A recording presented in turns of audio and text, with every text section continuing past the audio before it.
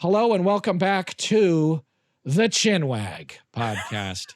Yes, I am one of your hosts, Paul Giamatti. And I am Stephen Asma. Yes, the other host. Yes, the other host. There's two of us. Isn't that nice? There's two of us, Tweedledee and Tweedledum. Tweedledummer. In my case, Tweedle super dumb. We're very excited. We have a really, really wonderful guest today. We're going to be talking to an astronaut. Mike Massimino, yes, a spaceman, the spaceman. Mike Massimino, who is one of the few people to have actually walked in space. Yeah, I think he was like a record holder in terms of walking in space. Yeah, I believe it was. In terms of that crew was like the highest number of hours actually walking around outside in space. That's right. So he did the extravehicular activity, as it's called, the EVA. Yes, and he's the first person to tweet from space. Which I think is a dubious distinction. But he ordered a pizza.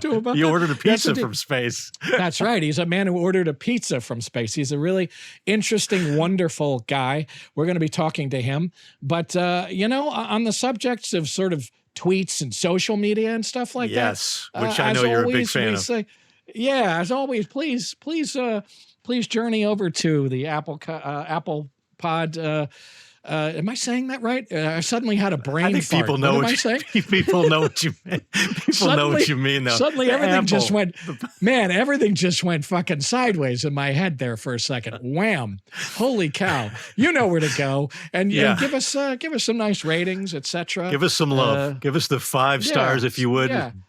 Rate us, but also, Instagram, TikTok, we're on all that stuff. So please head over there. Are we really? We're on all of that stuff, aren't we? I think we are. And send us letters, too. Yeah, send us letters. Send us questions. Send us hard-hitting observations.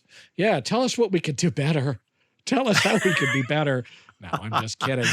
We've gotten some great comments, though, like on the YouTube channel, where we have the animations. We get good comments. They're really fun to read. And we're starting to respond to these now. Paul and I are actually recording responses. So if you write in, it's likely that we may well respond to them. We will definitely address it because there's all kinds of interesting stuff coming in. Now, to move on to the important business. Indeed, we speak today to Mike Massimino. He is a professor of mechanical engineering at Columbia University. Yes, that's right. He's the senior advisor for the Intrepid Sea, Air, and Space Museum. He runs the space programs at the Intrepid Museum here in New York City. Have you ever been there? I've not been there. No, is it cool? You know it's really cool. It's an aircraft carrier.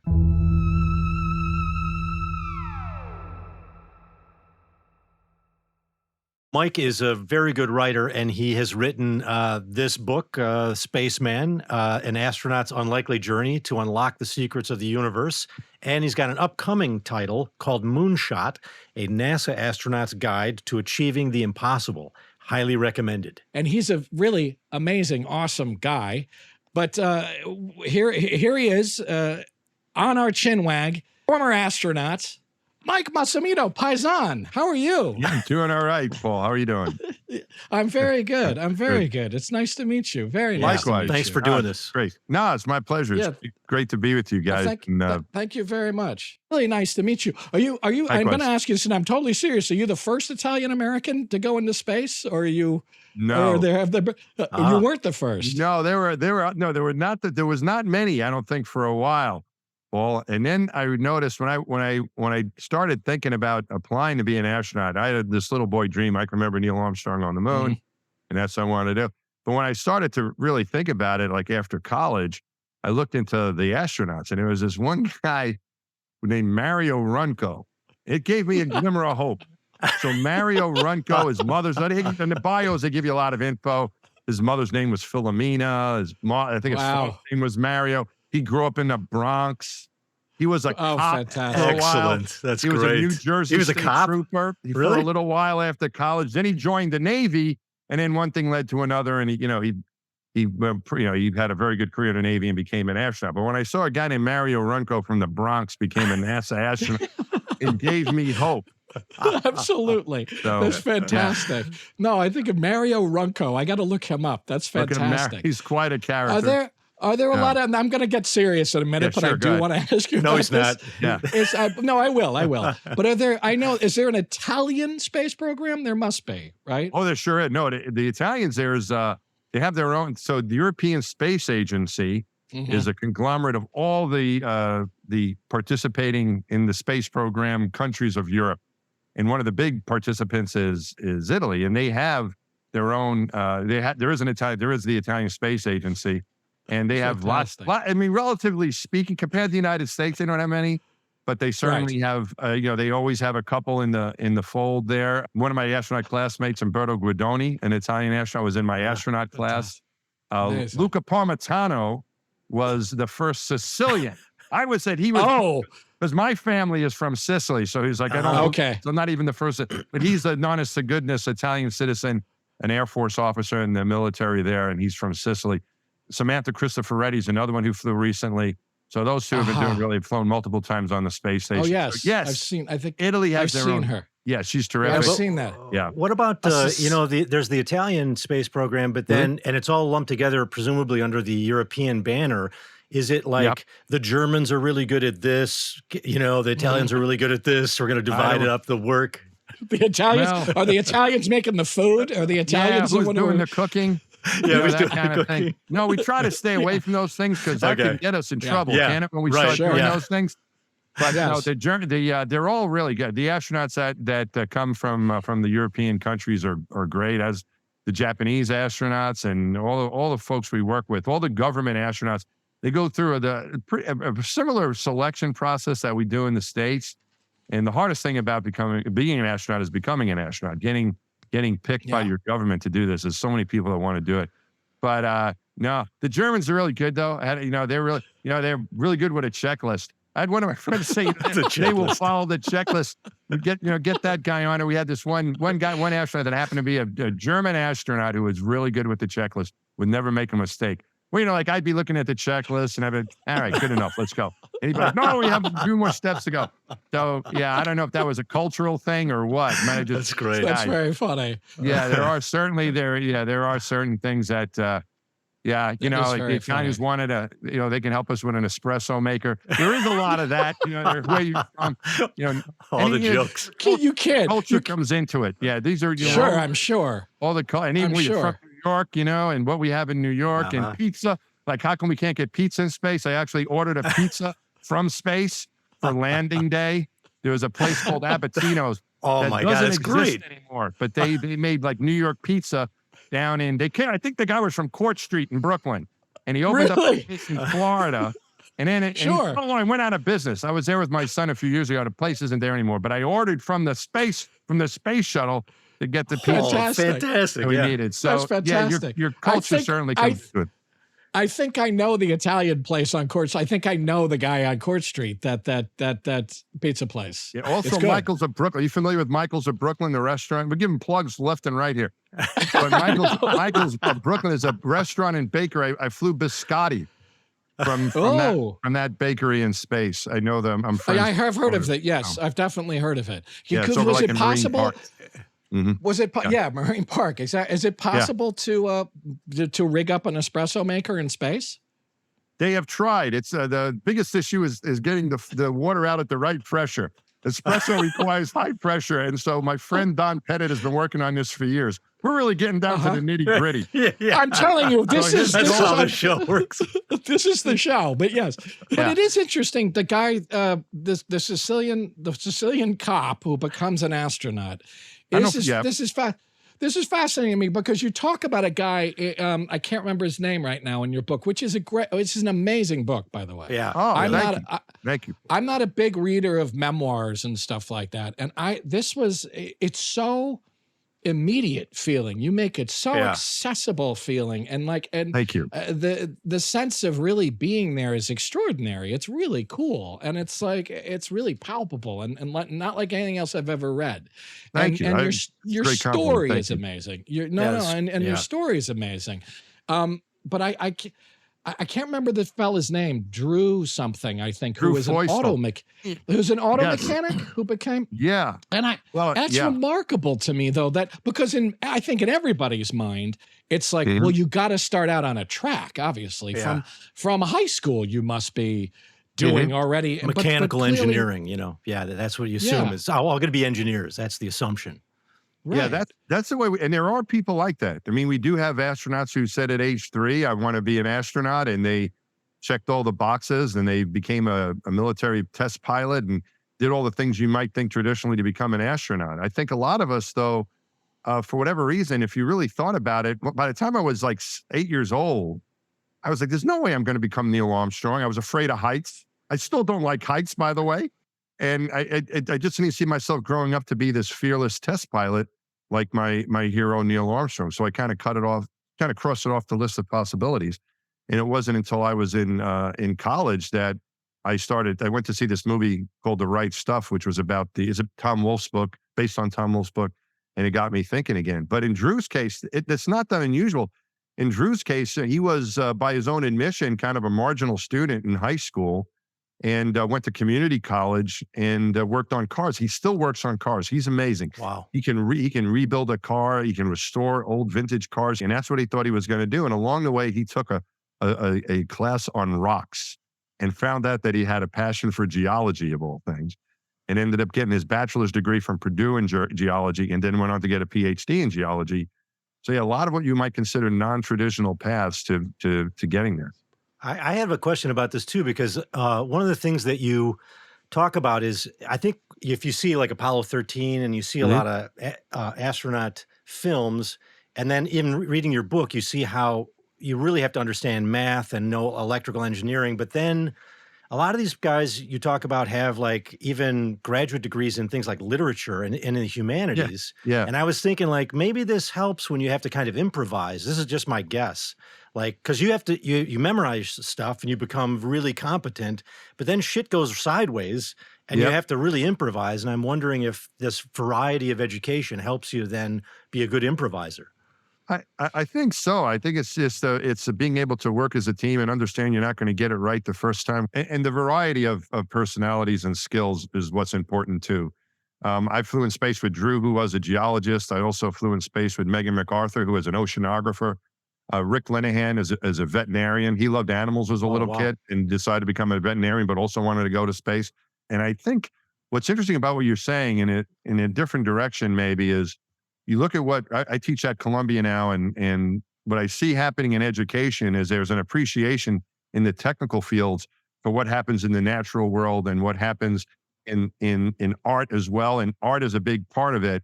It's a way to express yourself. It's a way to come up with creative ideas. So I think you're onto something there. I think we're realizing that being too pointy in one direction is not necessarily a good thing. Well, it was interesting in you talking about yourself being selected, that you, in some ways, it felt like one of the reasons you were selected was your personality, was your gregariousness, your ability to be was your friendliness, actually, and your amiability and your flexibility. Like that was actually a big reason. In some ways, you thought almost the biggest reason, maybe. I think so, probably, Paul, because I couldn't think of any other reason why they'd want. You know what else? Because but I do think that everyone comes with different skills. But I do think the ability to get along and to kind of make light of a situation when it's kind of dire, to try to get through it. I think that was helpful. I mean, that's why you're just reminded of a story. There was a French astronaut, Michel Tonini, who was, when I was a new astronaut, we were in the same department. We were working on a robotics project together. And he was telling me about putting a crew together and how you need personalities. And he goes, you can only have one funny guy, Mike, on a crew. I go, really? There's only one. You need one funny guy. But you only can have one funny guy. If you have two funny guys, then it becomes like a gang and it falls apart. So you need at least one funny guy, but only one. So he's absolutely right, though. He's completely right. He's totally right. Yeah. You don't want guys competing in some silly way, and then it like gets out of control. There's a lot of overlaps, and I want to ask you something else first. But there were lots of ways, and when I was reading your book, in which I felt there was an overlap, and I'm serious, between being an actor and being an astronaut. There's a lot of focus on you. You need to be able to work with everybody. everybody well, but you need to be able to stand out. You need to be a kind of public face of this thing. You need to have an inner life that's important. It's like a lot of it kind of oddly and like almost like a dramaturgy, like of putting a play together. It's like putting a crew together and a performance. It's like, and so the psychological screening must be amazing. And it's like auditioning. Even when you were talking about having to go in and do these exams and then the stuff with your eyes, which I'd like to talk about, which was how you dealt with your eyes. But it all reminded me of auditioning and acting and stuff like that. It was really funny. There are, I think, a lot of similarities, Paul. And I've had a chance to be shown a little bit of the side of things in Hollywood. I was on The Big Bang Theory a few times, and that's where I really thought there's a real parallel there in many ways. It's interesting what you said about the instruction, because that's what I was told by the directors there, is that through my life, I've been taking instruction as an astronaut. You're kind of told to do it. You're not, this is how you do it. And you have to be able to take criticism. Like, hey, that wasn't so good, and especially like in the space business, like, it could lead to something really bad if you do that again. And so, so your instruction is really important, and you're not going to take it personally. And you're looking, feed me, tell me how I can be better. And now a very special commercial interruption. And we're back. Another thing that's interesting, and I know, Steve, you wanted to ask this, is that part of all of this with the personality stuff is being able to handle the overview effect, which is this kind of like this sense of what's actually happening to you and going on, right, Steve? I mean, we had the good fortune to interview William Shatner, and it cracks me up. Just as an aside, it makes me laugh that he's like super famous for playing an astronaut, and you're a real astronaut, and you're not as famous as him. That just makes me laugh. But he's Shatner. But anyway, he said when he went into space, you like set records for being out in space, and he just went for a very short time. But he said that he had this kind of feeling. Like they called it the overview effect, but it seems like it's a kind of cosmic nihilism. Like you look out into space and it's almost like not depressing, but you feel like it's meaningless out there. But then you look at Earth and you feel like that's where everything meaningful happens. And you talked a little bit about this. Did you get that dark, like creepy feeling too? Or was it just you're too damn busy moving the Hubble, Yeah. We were busy, but we did have time to reflect on it. Certainly inside of the cabin, looking out the window when we had time off. During spacewalks, it was more like stealing moments, but those are the most meaningful because you're not looking through a window. It's like looking through the window, let's say out at the playground, and all of a sudden you go outside and the whole sky opens up. Yeah. So going out on the spacewalk, the whole universe seems to open up on you, and you can look anywhere you want. And for me, I didn't to answer the question. I did not have any dark feelings. I had the wondrous feelings of how lucky we are to be here. I thought I was looking into an absolute paradise. When I looked at our planet, it was like I was seeing it for the first time, which I was from space, but I was seeing it in a different way. I was looking at it, I felt like this is what heaven must look like. We're living in heaven. No place can be as beautiful as this. And the other thing was this sense of home. My sense of home changed. Going around the planet and looking at Earth, I felt like, when I was a kid, I grew up just outside of Queens in Franklin Square is the town I grew up in. And that was my world until I went to college. And then probably sometime between college and grad school, whatever, I started identifying as a New Yorker. And then as an astronaut, I felt like, I'm an American, I'm representing my country. But now when I think of home, I think of Earth. It's interesting because I mean, as you're saying, like this overview effect thing, and there's a kind of cosmic nihilism. That's one way of it affecting you, which is I'm insignificant and small, and oh my God, like nothing means anything. Or what you're saying, Mike, that it's like this overwhelming sense of beauty and grandeur and stuff. But the interesting thing to me is even that I would think could affect you in a way that you come back. I know this is the thing with me. If I went out there and I saw that, I don't know that I'd be able to readjust if I came back here. I wonder if guys have a hard time. They come back and then, I mean, especially the guys who walked on the moon. I've always thought to myself, how do you come down from, literally, how do you come down from that? And I mean, the extraordinary strength of mind to not be negatively affected, but not be so overwhelmed you can't readjust is amazing to me, because I would think that could be a real problem. It's like, so part of what I'm asking here too is imagination. How much is imagination important in what you do? Because mine would run away with me, I think. And it's like, and I imagine some people's can. The guys on the moon. Okay, I'll give you 2 stories if you don't mind. Okay, No, please. John Young. You Please. guys No, remember no, no. John Young? You guys know who John Young is? I know the name. I know the Okay. name. So Yeah. John Young was on Apollo 16. Okay. He was on the very first Gemini flight. He was in the second group of astronauts selected. He was on the very first Gemini flight with Gus Grissom.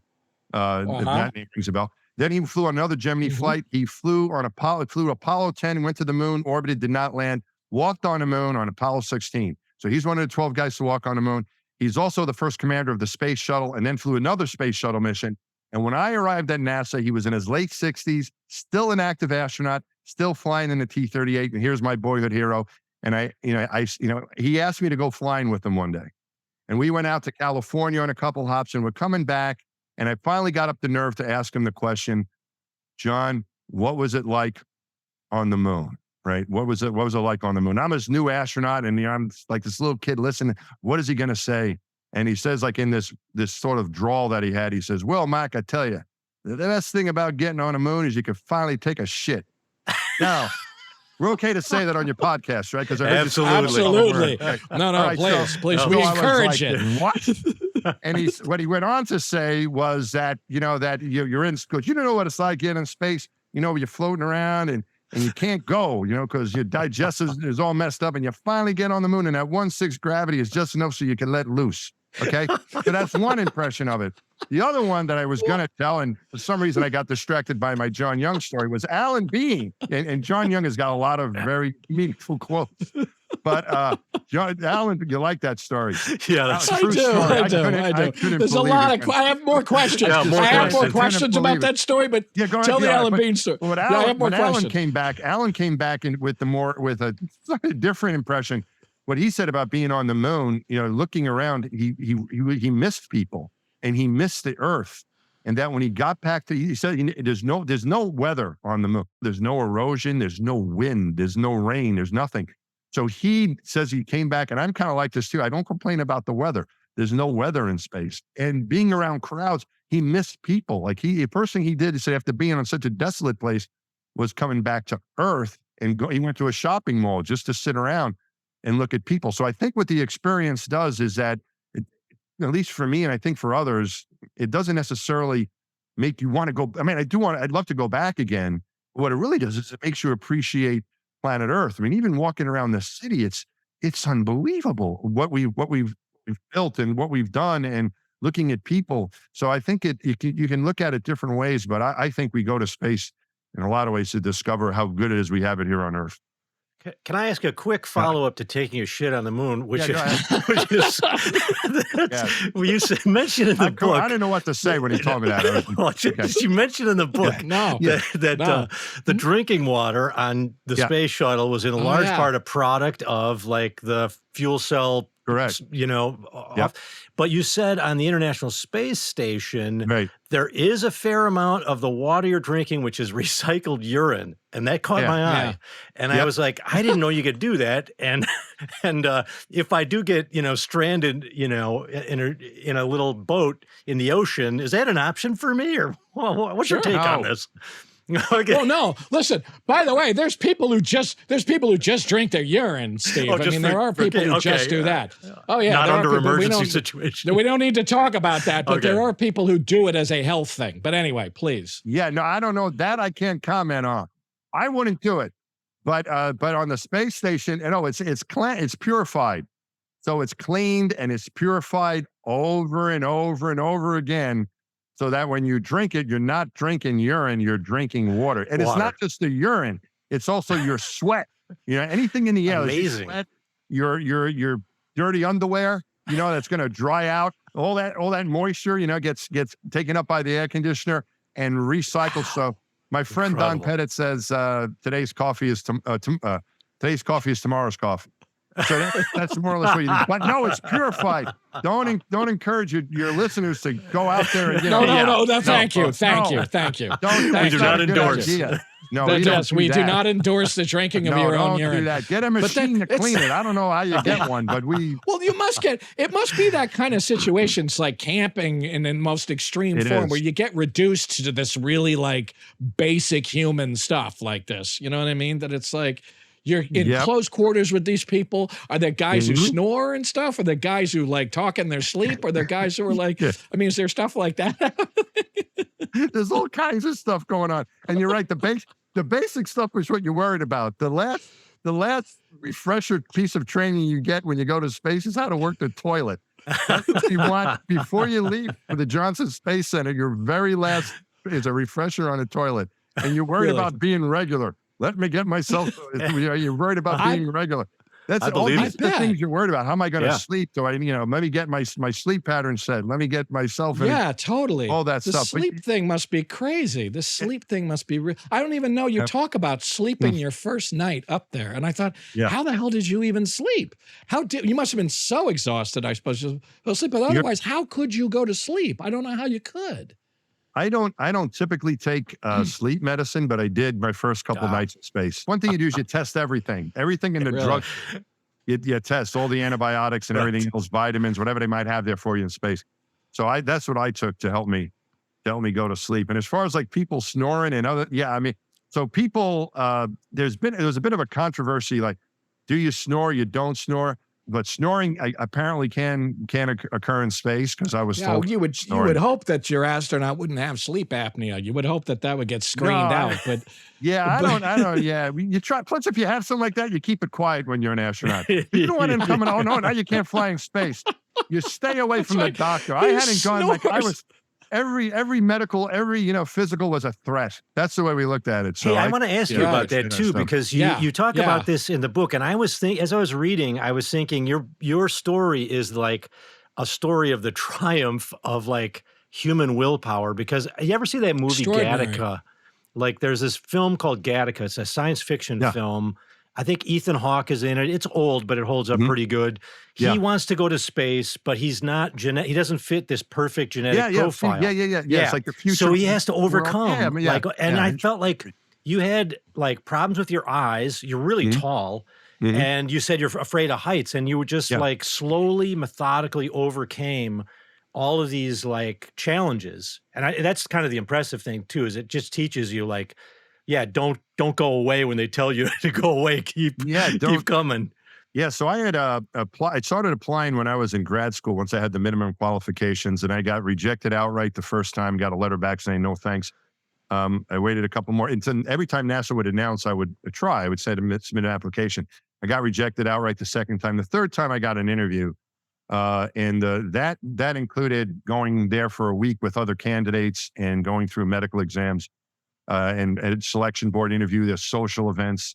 They get to know you very well, right? And they got to know me very well, and then they rejected me is what happened. But the reason they rejected me, their excuse for that time was I was medically disqualified, right? So at that, I failed the eye exam, and you had to see this is all different now. Now I think they even accept LASIK if it's stabilized. I don't even know if LASIK existed back then. This is the mid 1990s now. So back then you had to see pretty well, and I couldn't see well enough, and they did not accept any of the medical procedures to improve eyesight. That was totally disqualifying for life. And once you're disqualified, it's like you actually take your folder of all these applications that have been accumulating and updates, and they put disqualified on the front of it, and they won't even read it anymore. That's it, done. Wow. We're not going to read that application anymore. So I was pretty disappointed, because I felt like, well, I should at least be able to try. And I found out about something called vision training, which was to do exercises to try to improve your eyesight. And there was a doctor that specialized in this, and it was Desiree Hopping. And so I make an appointment in Houston to go see her. And I'm sitting there in the chair, and she walks in, and she's like kind of startled. And she goes, "You're here for vision training?" And I said, "Yeah, I'm here to I'm here to see better." And she says, I go, "What's the matter?" She goes, "I don't know if it's going to work." I'm like, "Well, why not?" She said, "Because it only works with kids." I'm never, because kids' eyeballs. Oh, wow. They're like still, their eyes are still forming. Their eyes developing still. Yeah, she's never had a patient over 10 years old. And I'm like, Dr. Hobbing, I can be the most immature patient you ever had. You would not know that. I begged her, and she helped me. It was almost like a mind trick. You're trying to, like, if you think of Yes. something's like 5 foot in front of you, and then it goes to 10 feet, your focus changes, right? So with this training, you're trying to focus beyond the object, which is kind of weird, but you try to look beyond it, and it comes into focus. So it's almost like training your mind to do something that has no usefulness except to try to get through an eye exam. Wow. So that's amazing. And it's entirely, it's just musculature. You're just practice. That's all it is. It's just practice. It's nothing technical. There's no devices. There's nothing. No, it's all you just doing. It's willpower. The only device thing was she gave me undercorrected lenses. So she gave me lenses that would force my eyes to work a little bit harder. But still not, be a problem when I was driving. That's amazing. Yes, I'm looking back at that. It might have been dangerous. I was undercorrected, and then I did these exercises, and it worked. Yeah. But I got a question related to this. This has to do with like an area that you do research in that's sort of adjacent to your. I was just going to ask you this. Yeah. Because I was just gonna say this. We know that you do work on like human machine interface, and there's this new stuff like Elon Musk's company Neuralink, where they're sort of implanting a chip in the brain. And I believe, if I'm understanding this right, like if you have somebody maybe who was wounded on the battlefield and maybe their legs aren't working, the goal of this technology is to sort of help you sort of bypass the injured part of the brain or the muscle so that you can then think you want to move your legs and then your legs move. And there's other stuff like this. And I'm just wondering, are you looking at this material now? Because with the onset of AI and stuff, and what are your opinions on it? Well, that sounds pretty cool. If you could help people with help people with problems, I think it sounds pretty cool. I don't know much about it. It's creepy too, though. I think if it's going to improve, and in my case, what was a better solution is they changed the standards for vision because it really wasn't make it easier. So make the test easier, which is what they did. But I think that all this stuff, I think whatever new technology comes in, whatever it is, and what you're describing sounds pretty crazy. But if it's going to help people live their lives and live happy lives, why not? If that's what it's going to be. If it's going to help people get around who can't normally, then sure, let's. I think it's going to happen eventually. Yeah. And now a message from our sponsor. And now more Chinwag. The field you were working in, though, correct me if I'm wrong, though, and I think when you were doing your engineering stuff was this area of human factor, of dealing with something called the human factor, which I think is such a great phrase. And it's such a great, and particularly then when I read your book, and you're such a human guy. You're such a sort of like accessible guy. No, but it's funny. I was like, how great that that's what this guy was doing. That it's like he was, but what does it mean exactly? Because it's super interesting to me. Well, I appreciate what you're saying. You guys are both being very kind. But what interested me about it, when I was in engineering school, I took a human factors engineering class, and it was considering the human as part of your design. We design a lot of things in life as engineers. People come up with discoveries or inventions, but to be used by people, and so you have to consider the people in your design. And I think a lot of, I'm going to say most or not, but a lot of stuff we design isn't necessarily thought of to put the person first, even though it should be. But it's to me, it was taking the person as part of your design problem. And then in engineering school, when I got to grad school, it was like control systems, like trying to model how things work and then control them, whether it be a car or an aircraft or a spaceship, but now including the person inside of that. So where is the chances for human error? How the pilot's going to be in control of the vehicle, let's say. How do you help that pilot do their job so it's safer, so they can be more efficient and so on. So those are things I thought that's what got me interested. That's really cool. That's super fascinating. It's an amazing sounding field.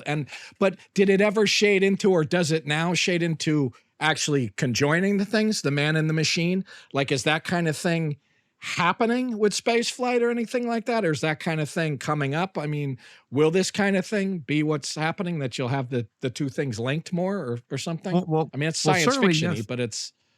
Yeah, it is. I mean, but it is, maybe it is, and it is, and it is, in some ways it is. And it always has been. Like, for example, using the robot arm on the space shuttle, we're controlling that. I know on the space station, So, and it's become more and more automated. So we use things like the robot arm to help with the spacewalks. We have a lot of automated features now.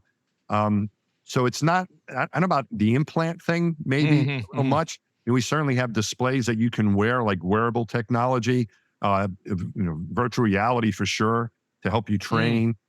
Displays of information that are more like a wearable technology, like on a set of glasses or goggles or so on. But nothing that you put inside anybody yet that I know about. But certainly the dependence on automation. Again, I'm not sure this is exactly what you're talking about, but like the space shuttle, for example. I just spoke to about a couple months ago. Jessica Watkins, one of our newer astronauts, just flew in space, was in New York, and I was talking to her, and I asked her about what it was like, her training as a newer astronaut. She says, when you come in as a new astronaut, you don't even learn about the vehicle. You don't learn about your launch vehicle. You learn about how to do spacewalks and robotics and the space station, and they save the vehicle for after you get assigned, because now there's a few different options. So, hey, you're going to go on SpaceX, and it only takes it really just takes a couple weeks, and a lot of it's automated now. So all this automation, I don't know if that's what you consider of human and machine. No, it's all addressing the area that's interesting to me. Yeah. So it allows people who aren't, who don't have the time, less training, even for professional astronauts, to go to space, which is a great thing. Can I? No, go ahead, Steve. I was just going to just sort of like just talk about the pilots that and the fact that you're an astronaut. I have to ask this question. It's something that Paul and I are interested in, but you know a lot of pilots that have spent a lot of time sort of in these really unique flight situations, and now there's an explosion of interest in UFOs. You knew this was coming. I was waiting for it. Yeah. And so I am sort of interested in. Like, what do you make of this? Because there's like an increasing credibility that seems to be surrounding it. I don't know if it's legit or not, but it's like guys are coming forward who are pilots who are then saying we're whistleblowers and that we have crafts. And I'm just wondering, what do you make of all the new interest in UFOs? Well, I think it's a cool thing. I mean, one of the basic questions I think we've had is, are we alone? And I don't think we are. I do think that there's life elsewhere. And we can talk about that too. But I think these claims about we have like an alien craft, I think it's like a non-human spacecraft. Like, well, where is this thing? Right. Who are these people? I've heard all these stories. Well, where are these people telling you these stories? Where is the proof? And I think that's the thing that seems to be lacking, is real evidence of this. And I think that's what I'm looking for is, all right, we don't know what the UFO sightings are seeing things. There's a lot of things flying around our planet now. There's drones, there's all kinds of stuff. You may see something, or they may see something, they don't know what it is, but it doesn't mean it's ET coming to visit. We don't have that proof. Is the government covering something up? I don't know. I mean, we've learned so many secrets about things that are going on.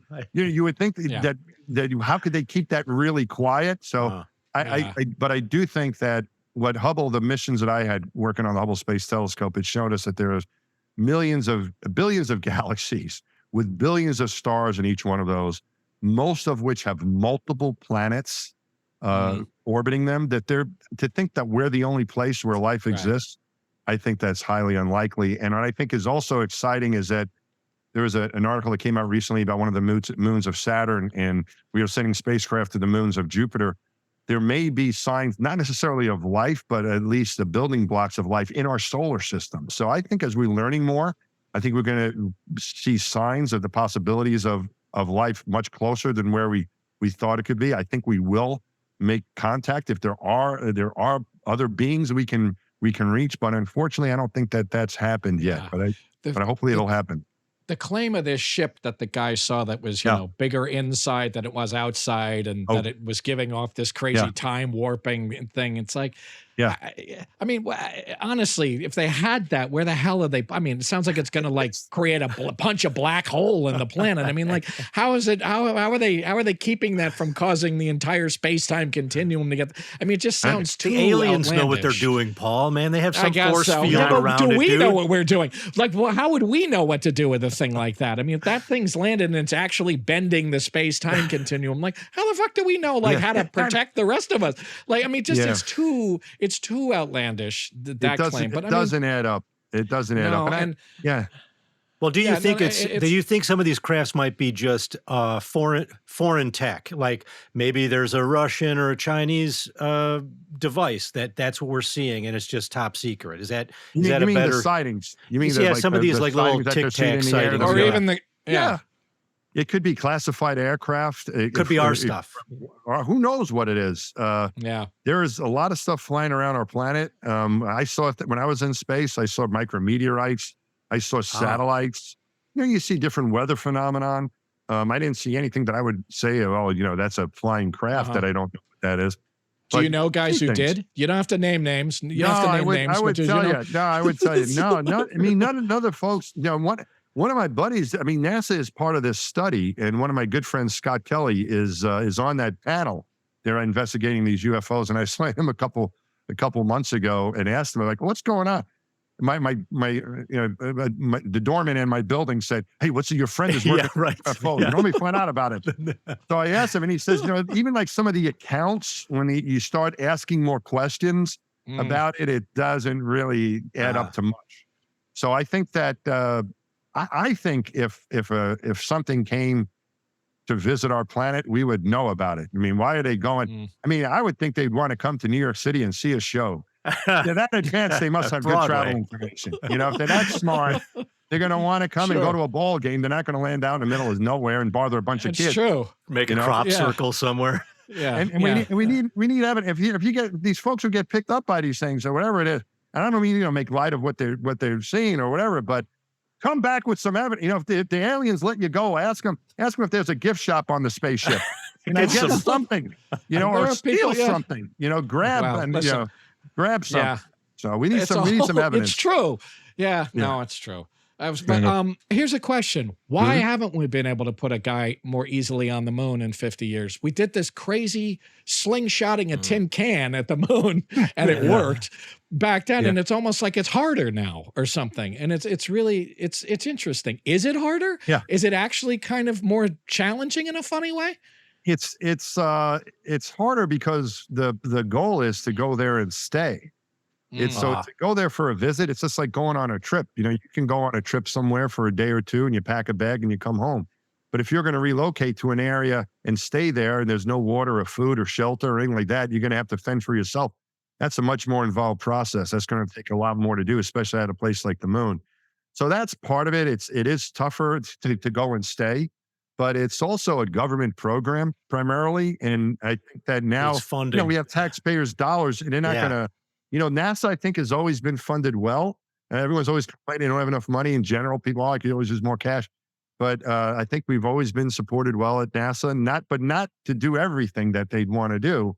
With the private industry coming in there with SpaceX and all these other companies getting involved and the funding that they've been able to raise with help from the government as well, helping them do these things. I think now it is making it possible to makes it more plausible. Seriously go back. They have a crew announced to go back to the moon. I'm excited for them. I saw those guys recently. Is it a different, this privatized space programs and stuff now in terms of just the astronauts' experience? Is it different now? Is it a different world for astronauts? Is it different kinds of folks doing it? Is it a different relationship to their job? Is it like a different thing? It doesn't have the romance of NASA to it. It's like, is it more of a job, or is it like, what's different about it? I think the job for the government astronauts, we've talked about NASA and ESA, the Italian guys and the Japanese. If you're a government astronaut, I think your job is changed because there's different technology, but it's a job. Like the astronaut job when it was a job. It's a job. I spent 18 years at NASA, 26 days in space. So most of it was on the ground, either training, working in the control center. It was a job, late nights, missing holidays, working in a control center, missing all kinds of things. It's a job. And that's amazing. That's exactly what it was. And so it wasn't this, and that's one of the things we look for. We were selected because you got to be able to work hard. Just like, what you guys do too, it requires work. People think it's, glamours and fun. You got to go to work. Yeah. I need to sacrifice everything. So it was a job. And I still think but as far as the career goes, I was speaking to some of the newer NASA astronauts about, some of the people still in the program, because now you have Captain Kirk flying and private astronaut, and everybody's an astronaut now, right? So it wasn't a problem years ago because NASA said, no, these people are astronauts. No these way. guys. They're not. And we had there were paying customers that flew with the Russians. Right. And NASA was still giving out names back then. So they called those folks space flight participants. That's what they called those folks, right? But now everyone's an astronaut. Jeff Bezos is handing out astronaut wings. Some guy came up to me at a Explorers Club thing, and he was one of these guys that went up on Blue Origin, like Captain Kirk, like William Shatner. Yeah. And he says, "Where are your wings?" And he's showing me his cufflinks that he got made I into would have astronaut punched wings. this guy. And I looked at my wife. I'm like, "Get Johnny wings. Why do we get any? You get the wings where's pins my on it. wings? What do you mean who gets them? I never got any. They gave us a name tag, with the little wing thing. I'm like, I need some more jewelry because I never got any wings from NASA. You should have Buzz right. Aldrin that guy. It's like, I don't know. So I think it's just different categories. I think you can look at like three things. So one is like, how did you get there? Did you go through a selection process with the government or with whatever however you got there?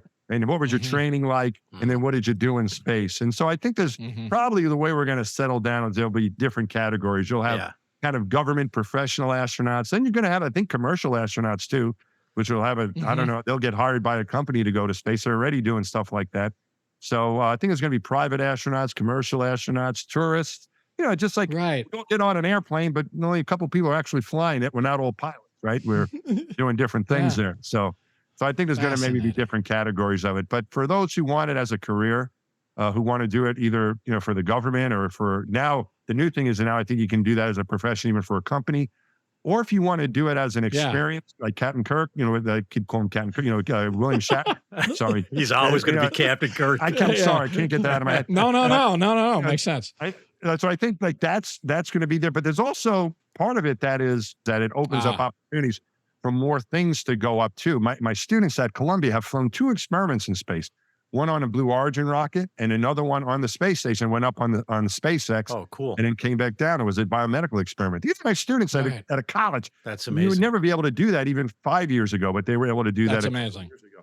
So it's opening up the opportunities for people to go to do different things that we wouldn't do as government. Like one of the private missions raised awareness for St. Jude's Children's Hospital. Like we couldn't do that with the government. We're not allowed to do endorsements or to promote things, even if it's for a charity. You're not allowed to do that with the government, but private citizens can do that. So I think it's overall a good thing. We just have to figure out how we want to be called. So it's like, hey, wait a minute, everyone's an astronaut. Yeah. You are the real astronaut. No, I get it. I get it. It's a similar thing again with acting. It's like, wait a minute, you're not really an actor. How are you calling yourself an actor? Right. Yeah, I did a couple cameos. Paul, I'm an actor. Right. You were on the Big Bang. What? I get the screeners. I'm an actor. I'm an actor Fantastic. Yes. Amazing. Yeah. Hey, this is my last comment for you. I want to thank you so much for your time. Yeah, It's my been great. pleasure. But I think it's really cool that you were listening to Radiohead like at nighttime. Because I'm a big fan of that band, and you were listening to them in space. That's really cool. Yeah, we've gotten to know them too. My kids were big Radiohead fans. They still are. And I've gotten to know Ed O'Brien, the guitar player, has become a friend. And that's what I get to talk to you guys too. See, it's so great being an astronaut. Yeah. You get to meet all kinds of cool people. We wouldn't be here if I was just, doing whatever I was doing. No, Listen, so it I opens can't up all believe kinds of opportunities. I can't believe we got to meet an astronaut. Yeah. And it's so cool. Thank you so much. Thank you for very doing much, this. Mike. Pleasure. Thanks Appreciate for it. having It's you. really guys a are great. pleasure. Thank you. And like I say, your book is really awesome. It's a I really appreciate great it. book Thank you, about Paul. the whole experience. Yeah. Thank you, Thank you. man. Thank you. You bet. Thank you. So, Okay. Thanks We'll again, see you Mike. guys. See you, Paul. See you. Bye. Chinwag is a production of Treefort Media and Touchy Feely Films. Hosted and executive produced by Paul Giamatti and Stephen Asma. Executive producers for Treefort are Kelly Garner and Lisa Ammerman. Dan Carey is executive producer for Touchy Feely. Our series producer is Rachel Whitley Bernstein. Our associate producer is Andrew Miller. Original theme music by Luke Top, with additional music by Via Mardot. Oscar Guido is our executive in charge of production. Tom Monahan is head of audio for Treefort. Animation created by Alex Sokol. Audio production, supervision, and editing by Maxwell Carney. Additional audio assistance and mixing by Jeff Neal. With additional production management from Renee Levesque. Clara Wong, is Celestial Empress of Benevolent Knowledge. Lastly, for more information, go to chinwagpod.fm and find us on Instagram or TikTok at chinwagpod or on Twitter at chinwag_pod.